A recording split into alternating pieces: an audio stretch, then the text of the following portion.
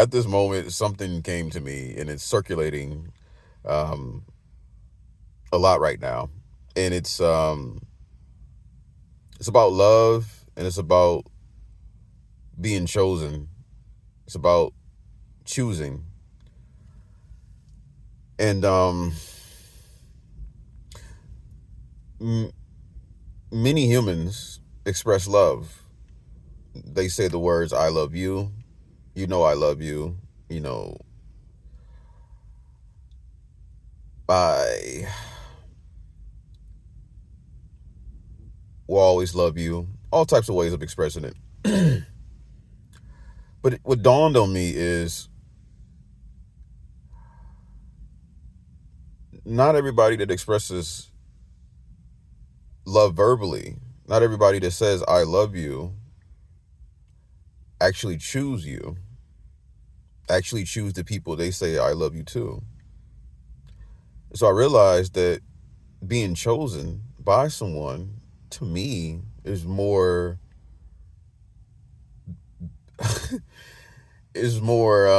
important or more fitting or more beneficial than saying they love me. Because with choosing becomes action, becomes prioritization of quality time or desire to spend time with you more than um, they would rather spend time with anything else. Someone that has that balance between career or work or other things, personal interest. All of that is given equal time, but then like they're still choosing you. Like when they have time off, they're choosing you on top of choosing themselves, which is most important is them choosing themselves, and all of us choosing ourselves. There's no issue with someone choosing themselves. Never that. The issue is when people are not honest and transparent about not choosing someone or not choosing you. Um, I'm pretty clear with myself on those who I may feel love for, but I may not actually love. And that's a video for another time because there's a distinction there that I've realized that so far I haven't found anyone talking about it. You can have love for someone, you can also love someone, but they're not necessarily the same thing. Um, so I would rather someone choose me than to tell me they love me at all.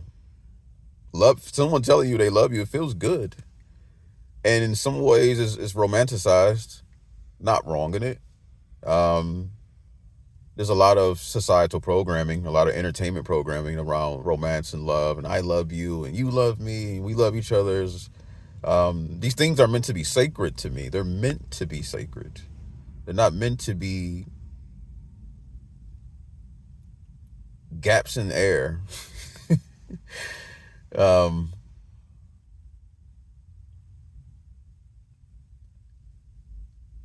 so I had an experience with a few people, but one person prominently, and I felt it was some years ago that I had an experience with them, that I had a connection with them, and I thought that they maybe experienced a certain attachment style.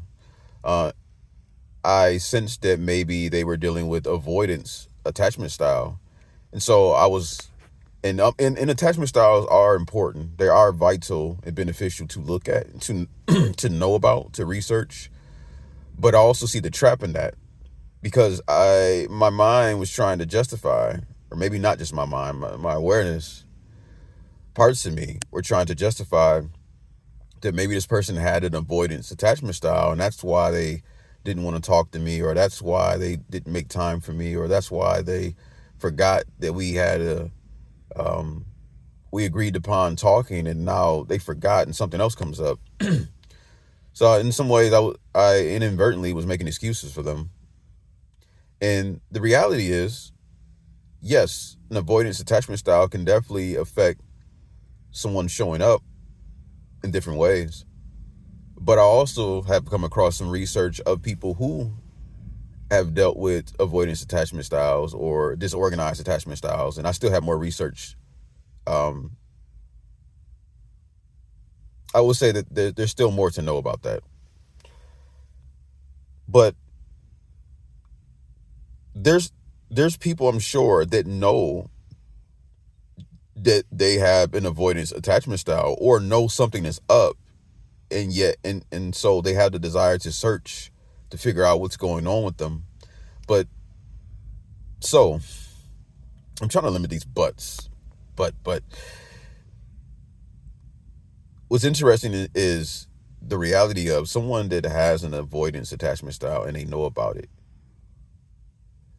They likely will still choose the person that they are in connection with that is receiving the impact of the negative impact of that avoidance attachment style. And yet likely they're still choosing that person and choosing that person enough to go and find aid to help themselves with the avoidant attachment style so that it can help the relationship, which is again it's them showcasing that they're still choosing that person because they don't want the avoiding attachment style to affect that relationship with the person. So they're choosing that person and they're choosing to find aid so that they can choose so they can provide more action of choosing the person. I'm trying to find the right way to articulate what I'm saying. Maybe someone understands what I'm pointing at here, but um, if you have someone that has an avoidant attachment style and they know there's issues with that, and they're still choosing you, then how do I want to say this? Hmm.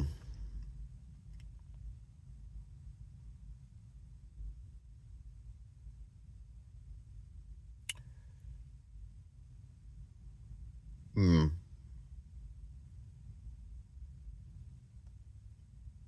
gonna switch tracks on that. Yeah, maybe I'll come back to that, circle back around in another video or sometime in this video it may come back to me. But yeah, it's just there's no excuse, and also there's no obligation. Like there's no obligation that people need to choose anybody. No one needs to have that shoved down their throat or into their brain that they need to choose someone. Nobody needs to choose anybody. It's all choice. What I'm highlighting here is people being chosen is the greater importance than just telling someone that they are loved. And also with that, as the whole nother action of showcasing love. Just telling somebody you love them is not enough. To some people, it may be enough, but I feel that from the wider perspective, it's not enough. There needs to be actions. There needs to be showcasing of love.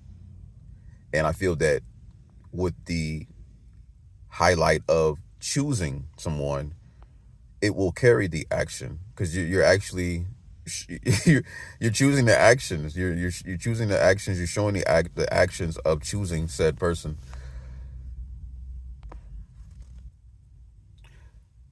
So I just remember something that I'm going to end this video on with is so the person that I was making excuses for, I realized that it had nothing to do with the avoidant attachment style. Now it could have had some effect, but it was never expressed to me, and it's not something that they ever researched to my knowledge to dive into um to help change the actions of not having space to communicate with me, even in the most simplest forms of hey, let's talk tonight at blah blah blah time, and it's like then that becomes a can't do that, and I'm not getting the reason why. Again, it still could be avoidance attachment style, but when somebody chooses you enough, they will find a way to make change. They will find a way to provide the actions that are necessary, that are vital for that connection to be strong and consistent, and to expand and grow and flourish and be what it's meant to be, even if it's only for 8 years or only for 2 years. There's no time limit on relationships. It's more freeing if we don't have time limits on romance. Sometimes things are gonna fizzle out, and I've learned that. I've never been married, but let's say if I was married to a girl for 4 or 5 years and it fizzles out on her side, or my side, I think it's very important for people to have freedom to be able to have that discussion, and say, hey, it's not there for me, because why force something to work that's not working? Even if kids are involved, um, separation does affect the kids, but mutual positive separation can also be beneficial to the children versus the traditional negative complete fallout with divorces that significantly impacts kids way more than if it was actually talked about and it was a mutual agreement upon those parents, upon those guardians, to separate and have the kids involved to talk about it, to get their point of view, their perspective. But again, the person that I've experienced an issue with communication, I come to the realization, regardless of if I have the complete evidence to it, I've come to the realization that they didn't want to make time. They didn't forget. They likely didn't forget of the agreement to want to talk to me at a particular moment, or there might have been other moments too that I don't remember. But we do forget. People do forget. However, when I go back to saying, when someone is choosing you, when you are choosing someone, there is a prioritization in that is unmistakable. It's there, and so that person did not want to make time for me, and that's what it was. It likely 87%. I'm sure it had nothing to do with avoidance attachment style. And this person expressed love to me in a way that I felt. It did not feel like a casual "I love you." It didn't feel like a forced "I love you." It felt real. But their actions of choosing to not show up, their actions of not choosing me, not choosing us, was very prominent. And I cannot make excuses for that. And I encourage everyone to process, or to take what I just said and maybe investigate that for yourself in your own connections or relationships. We all know, no matter how many times somebody say they love you, they care for you, when they choose you, and when they do not choose you, and when you choose someone, and when you do not choose someone. It's time for some honesty, not forced. It doesn't have to be forced. No one has to be pushed beyond their boundaries of fear to be honest. I'm not saying it in that way. However, it is vital for more honesty amongst the humans. And that's it from me.